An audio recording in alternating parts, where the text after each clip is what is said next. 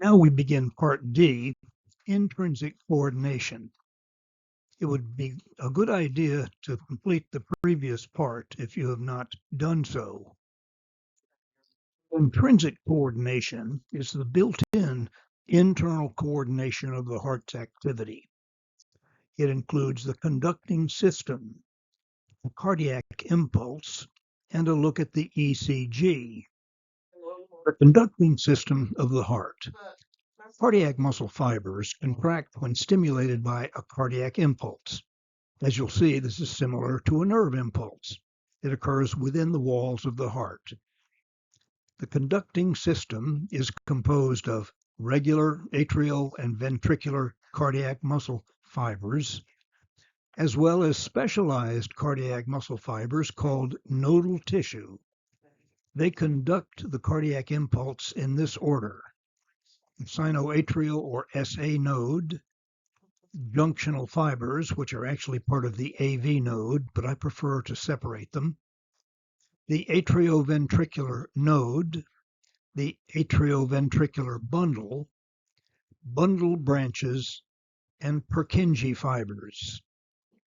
The general direction of conduction is from the upper right to the lower left. The atria are separated from the ventricles by connective tissue that blocks transmission by regular cardiac muscle fibers. The diameter of the conducting fibers determines the velocity of conduction. Large fibers conduct fast, small fibers conduct slowly. The cardiac impulses are conducted in the order listed below in the table. They're explained in the next two screens. Note, the velocity does not change in a given fiber. Whether the heart is being faster or slower, the velocity within the fibers is the same. Let's start with the SA node, the sino-atrial node, also called the pacemaker. This is named sino-atrial because in the embryonic heart is a preliminary chamber called the sinus venosus, and so the SA node is between the embryonic sinus venosus and the atrium. It generates impulses 70 times a minute. Sodium leaks into the cell, causing the graded potential to reach threshold. This happens automatically. The fibers are small, so the conduction is slow. Then the impulse travels through atrial muscle fibers. These fibers are large, so they conduct fast, and the idea is to get the impulses to all parts of the atrial wall as quickly as possible. Then they come to the junctional fibers. Now, these are actually part of the AV node, but I prefer to consider them separately. These are small fibers, so they conduct slowly, slow enough to delay the conduction from the atria to the ventricles. Then they travel through the AV node, the atrio-ventricular node, named that because it's between the atria and the ventricles. These are intermediate in size, and so the velocity of conduction is intermediate. They generate impulses roughly 50 times a minute, and if they don't receive impulses from the junctional fibers or from the atria, they can generate impulses on their own, so they can act as a pacemaker. From the AV node, the impulses travel into the AV bundle, also called the bundle of His. Fibers are very large, and therefore they conduct very rapidly. They conduct rapidly to the apex, the lower end of the heart. Bundle branches then occur next. These are also large fibers with fast conduction, and so they also help to conduct the impulses to the apex of the heart. Now, the reason for that is, remember, the location of the valves is toward the top. So by generating contraction at the bottom of the heart, the blood is forced upward toward the valves. From the bundle branches, the impulses travel through individual fibers called Purkinje fibers. These are large fibers. They conduct rapidly, and they conduct up to generate waves of contraction toward the exit arteries, as we mentioned. The ventricular wall muscle, again, this is not nodal tissue, but the muscle fibers do conduct, would be the last site of conduction. Large fibers, fast conduction, and they continue to conduct waves of contraction toward the exit arteries. Now, the conducting system, especially the nodal tissue, is a little bit complex. But imagine this. Imagine you have a skein of yarn, a bundle of yarn, and you hang the yarn down. The yarn bundle in your hand would represent the AV bundle. Now take the lower end of that bunch of yarn and separate it into two parts. Those would be the bundle branches. Then carefully separate the individual threads of yarn from the two bunches. Those would represent the Purkinje fibers. So maybe that helps a little bit. Before progressing further, we need to understand a little more about the cardiac impulse. So let's review impulses. Fluids, remember, contain positive and negative ions. The extracellular fluid contains excess sodium, and it's slightly positive. The inside, the cytoplasm, contains excess potassium, but it's slightly negative. The membrane, the cell membrane, is polar. That is, opposite charges are found on each side of the membrane. A difference in charges is a voltage potential. This can be detected with an electrode inside a cell, and the voltage potential is measured in millivolts because a cell is so small. In a resting cell, it's called the resting potential, Rp. When the cell is stimulated, sodium channels open, sodium moves into the cell, the inside becomes less negative. This is a graded potential, also called a local potential or a receptor potential, or in the case of the heart, a pacemaker potential.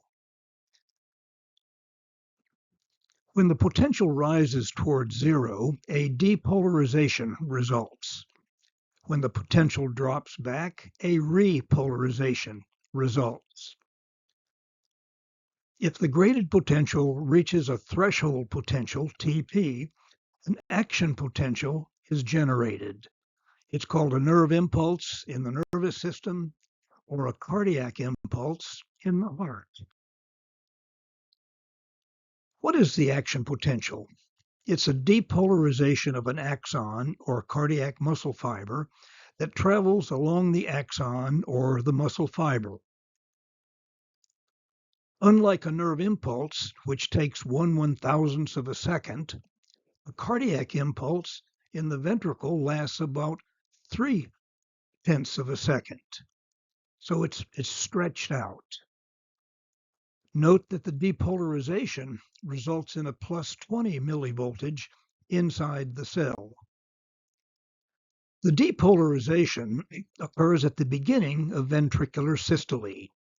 The polar interior becomes less polar. The repolarization occurs at the end of ventricular systole. The depolarized interior becomes more polar. As the inside of the muscle cell, the fiber, becomes more positive, the outside, the extracellular fluid, becomes more negative because sodium ions are moving into the cell. That is, sodium positive ions moving in. An electrocardiogram is a device to represent the activity of the heart.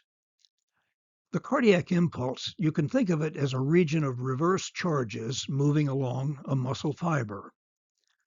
The cardiac impulse results in increased negative charges in the extracellular fluid. As the outside becomes more negative, a current is created in the extracellular fluid. Negatives repel negatives, creating additional currents. So, number one, the negative ions have been repelled. Number two, the negative ions have been further repelled, and so forth. A current is a flow of charges. Now, these currents within the heart can be detected on the surface of the body with the electrocardiogram. The ECG, or EKG, is a measure of the currents generated in extracellular fluids in the body by depolarization of many cardiac muscle cells. The currents are detected by electrodes attached to the upper and lower limbs and the chest when recording the ECG. A lead is a look at the heart currents from different directions using two or more electrodes. The EKG looks different with different leads. Leads between two electrodes are called bipolar leads, also referred as standard limb leads. For example, lead one electrode is on the right arm, the other electrode is on the left arm. Lead two, one electrode is on the right arm, the other electrode is on the left leg. And lead three, an electrode on the left arm, an electrode on the left leg. It can be mapped roughly in the form of a triangle. Let's look at the components of the ECG. It has 5 parts. There's a P wave that occurs at the beginning of atrial systole. There is the QRS complex occurring at the beginning of ventricular systole. It lasts roughly 600ths to 800ths of a second. It's due to rapid depolarization of the ventricles. Then there's the T wave. This occurs at the end of ventricular systole. It's due to slower repolarization of the muscle. The baseline is an isoelectric line. Let's look at the intervals and durations. There's a PR interval between the peak of the P wave and the R wave. This lasts about 12 hundredths of a second to 20 hundredths of a second. The impulses travel through the atria to the ventricles. The RT interval is between the R and the peak of the T wave. It lasts roughly 30 hundredths of a second. The ventricles are in a depolarized state, that is, they're in systole. The impulses travel through the ventricles. The RT interval does not vary. Remember, the velocity of conduction does not change. The TR interval is an interval between the peak of the T wave and the R of the QRS wave of the next cardiac cycle. The ventricles are resting, that is, they're in diastole. The length of diastole varies depending on the heart rate. The TR interval in the normal heart rate, the TR interval is roughly 0.5 seconds, half a second. It increases with a slower heart rate called bradycardia. It decreases with a faster heart rate, tachycardia. The length of diastole, therefore, varies. The length of systole is always the same because remember, once again, during systole, the cardiac impulses are being transmitted. The velocity of conduction of the cardiac impulse is the same whether the heart is beating fast or slow. A normal sinus rhythm is a normal ECG arising from the SA node. Arrhythmias and disorders of the heart include 3 general disorders. The origin of the cardiac impulse from an abnormal location is one. It's called an ectopic focus. Abnormal pacemaker rhythm is another. And disorders of conduction is a third. In this case, the impulses are delayed or fail to reach the ventricle. This is a form of heart block. Let's look at abnormal pacemaker rhythms. Tachycardia, a rapid heart rate.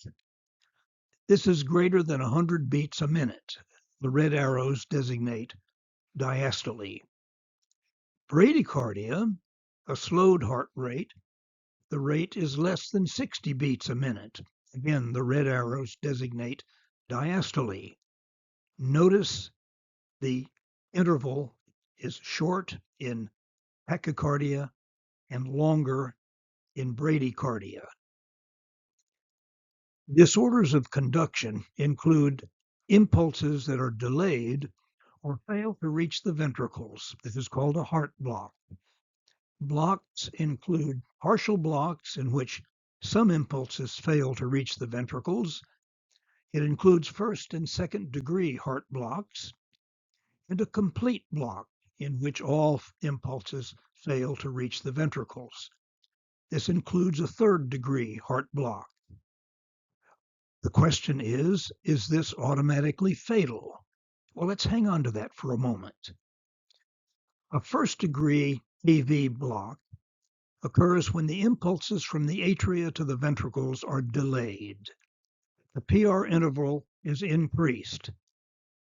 Notice that the PR interval, indicated by the red arrows, is longer than it is in the normal science rhythm.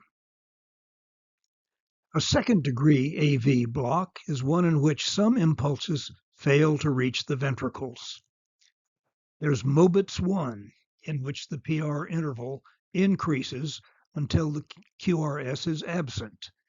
Notice the red arrows showing the PR interval, shorter at first, longer, and then absent. Mobitz 2, on the other hand, the PR interval is constant or absent, shown by the black arrows. A third degree AV block is one in which no impulses reach the ventricles. But then the AV node takes over the role as pacemaker. The ventricles, shown by the red arrows, contract independently of the atria, the black arrows. Notice the sequence in the black arrows in the atria and compare that with the sequence shown by the red arrows in the ventricles. By itself, that is, with no other factors, it's not necessarily fatal because the ventricles continue to pump blood. This is the end of Part D. You're now ready to progress to Part E of Unit 19, Cardiovascular Physiology.